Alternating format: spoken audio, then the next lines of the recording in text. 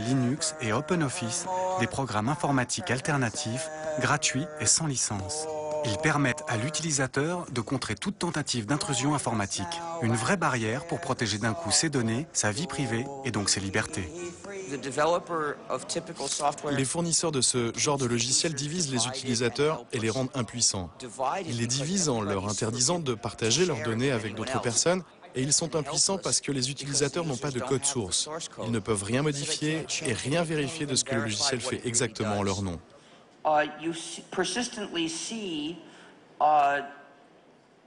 Vous, moi, nous voyons constamment des connards accros au pouvoir nous traiter de communistes. Mais qu'est-ce qui peut bien leur faire dire une chose aussi absurde? C'est qu'on les dérange dans leur projet pour contrôler tout le monde, alors que c'est eux qui érigent un système qui ressemble au communisme. Un système dictatorial.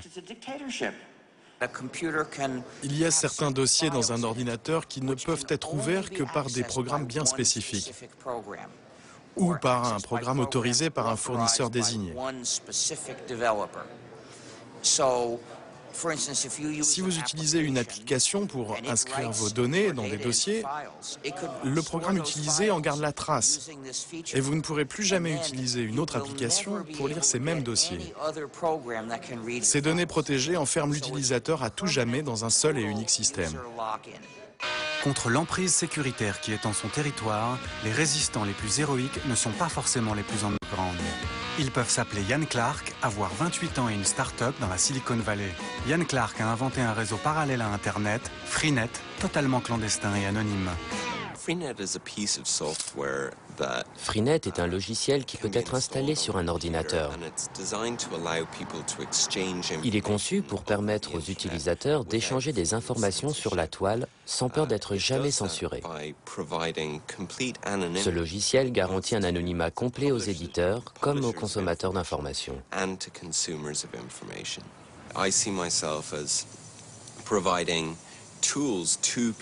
J'offre donc des outils et des solutions aux personnes qui vivent sous des régimes politiques où ils ne peuvent pas exprimer leurs idées en toute liberté.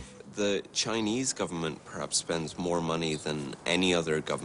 gouvernement chinois dépense sûrement plus d'argent que n'importe quel autre gouvernement pour contrôler l'accès de la population chinoise à Internet. Sous des régimes encore plus répressifs, on peut se faire arrêter pour avoir consulté certains sites. Pouvoir offrir cette liberté d'expression aux internautes est bien plus gratifiant que tous les risques qui pourraient en résulter.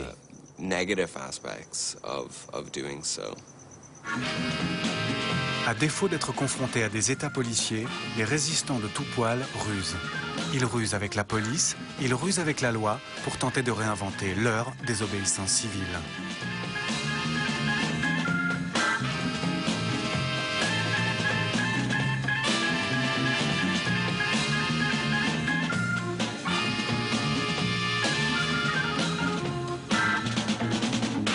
Notre seule liberté qui demeure est celle de louvoyer entre les interdits et par ruse, par fraude, de faire attention à ne pas tomber sous le coup de la loi pénale et de la loi du gendarme.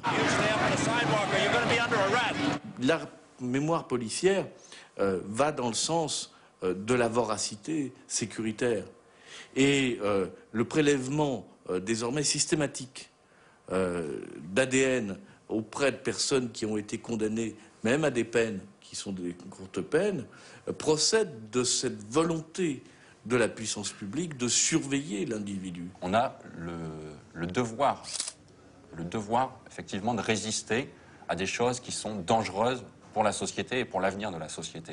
Et il ne faut pas laisser s'installer un État à caractère totalitaire. Je crois que si aujourd'hui on veut rentrer en résistance et opposer cette société sécuritaire à une société de liberté, eh ben, il faut passer par des refus individuels en assumant les conséquences. En 2001, Benjamin Deseninck a arraché des plants de betteraves transgéniques. Condamné pour ces faits, il risque aujourd'hui jusqu'à 1 an de prison pour avoir refusé, lors de cette arrestation, de se soumettre à un prélèvement ADN conservé sur base de données. À l'époque, seuls les délinquants sexuels étaient soumis à cette obligation.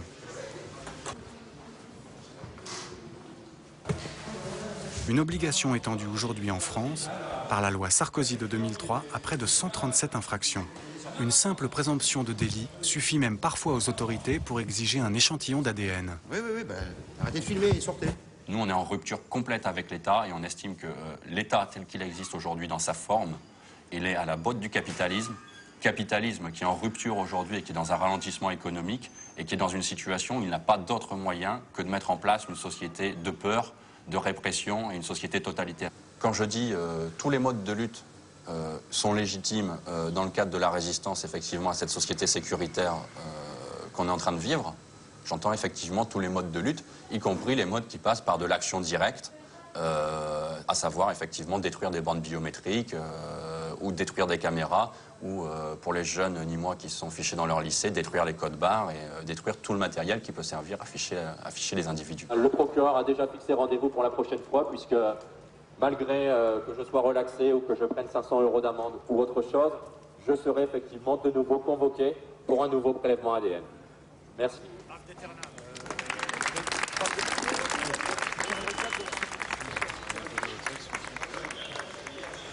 Devant un État qui se permet de faire du contrôle biométrique sur des enfants dans des cantines, effectivement, c'est légitime d'employer des moyens de destruction de ces moyens biométriques pour pouvoir pointer du doigt ces technologies. Tout le travail, il est de convaincre les gens que c'est important de désobéir pour pas que la machine, Big Brother, prenne de mauvaises habitudes.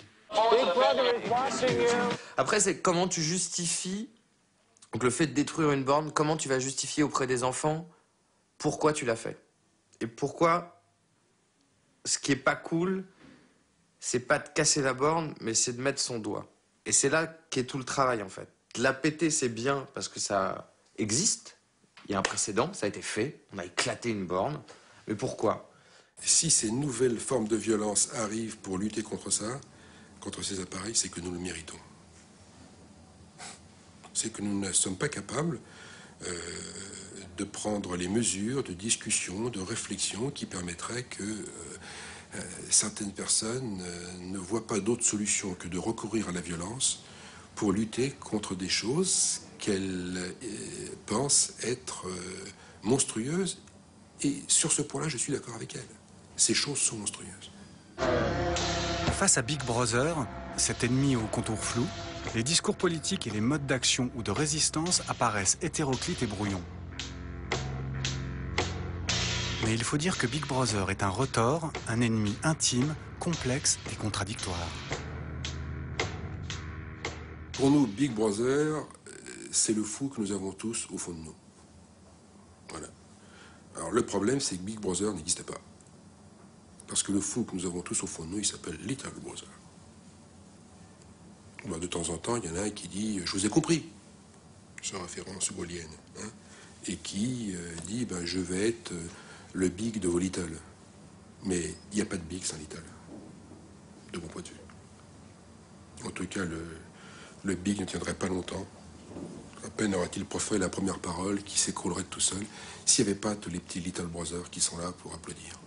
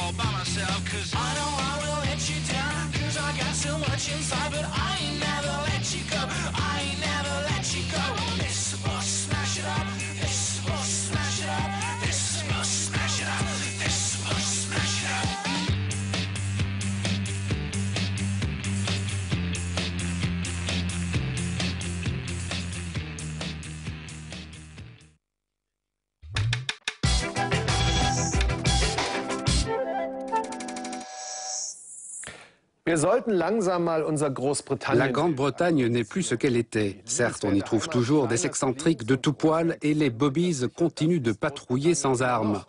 Mais la Grande-Bretagne, c'est aussi une surveillance tous azimuts. Dès qu'il quitte son domicile, à moins qu'il vive dans une campagne reculée, tout citoyen britannique est filmé par des dizaines de caméras. Elles sont partout, accrochées aux lampadaires, aux façades des maisons, devant les pubs et dans les stations de métro. Les caméras de surveillance sont aussi dans les bus. Les écoles songent à les utiliser pour surveiller les élèves. Et un quartier de Londres va jusqu'à retransmettre ces images sur une chaîne locale de télévision pour tester la réaction des habitants. Mais que sont devenus les Britanniques, ces champions de l'individualisme forcené, à cheval sur leurs libertés individuelles? Il y a peu, ils s'opposaient encore à l'introduction de la carte d'identité obligatoire au nom du respect des libertés. L'exemple du continent européen était inimaginable outre-Manche. Aujourd'hui, la Grande-Bretagne de Tony Blair préfigure ce qui pourrait bientôt arriver en France ou en Allemagne. La transformation, pas à pas, de l'état de droit en état de prévention.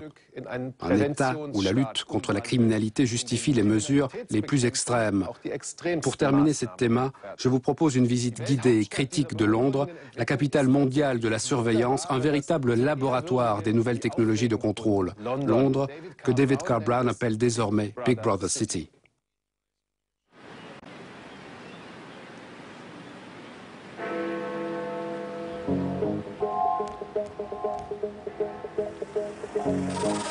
Discrètement, progressivement, méthodiquement, le piège, tel une toile d'araignée, s'est refermé sur Londres. Au nom du principe de précaution, les caméras de surveillance ont, en quelques années, pris possession de la ville. Londres, la cité des libertés individuelles, vit désormais sous très haute surveillance.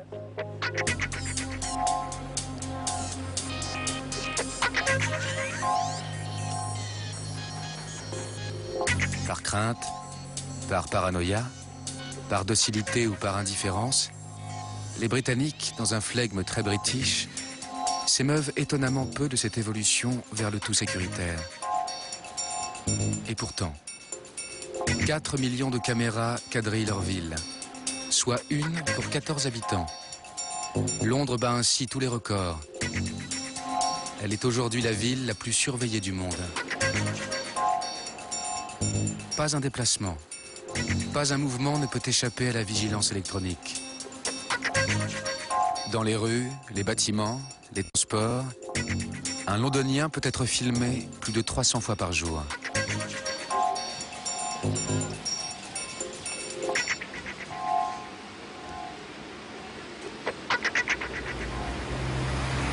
La société britannique semble définitivement entrer dans l'ère orwellienne.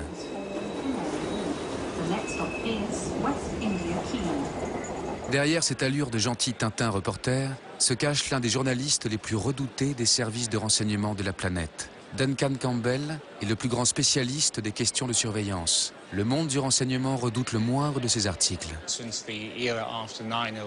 Depuis le 11 septembre, j'ai une autre activité. Je travaille en matière d'électronique et d'informatique pour les tribunaux, en expertisant les données de disques durs saisies par la police. J'aborde donc le domaine de la surveillance comme journaliste d'investigation, comme personne surveillée et comme expert de la surveillance. Avec, je l'espère, une bonne connaissance des risques et de l'efficacité de certaines des méthodes en usage aujourd'hui.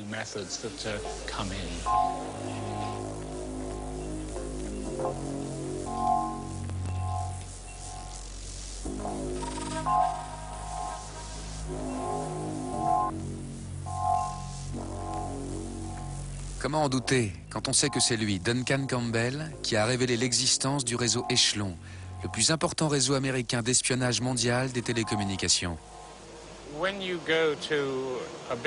Dans une gare comme celle-ci, le nombre d'outils de surveillance est phénoménal. Leur pouvoir aussi. Ils épient à chaque seconde, chaque mouvement de toute personne. Dans un lieu où transitent beaucoup de voyageurs, ce type d'opération est clairement utilisé pour des raisons de sécurité. Mais quand vous utilisez autant de moyens, que vous les miniaturisez de plus en plus, vous masquant aussi derrière les écrans de contrôle pour être invisible. Toutes ces données enregistrées en permanence sans aucun contrôle, que deviennent-elles ? Les gens ne le remarquent pas, ils s'en moquent, et de toute façon ils savent qu'ils ne peuvent rien y faire. Épiés, surveillés, les Britanniques avancent tranquillement vers une société cadenassée par ses peurs. Londres se sent vulnérable. Le progrès technologique la rassure. Aujourd'hui, il s'organise en un véritable maillage. Westminster, le quartier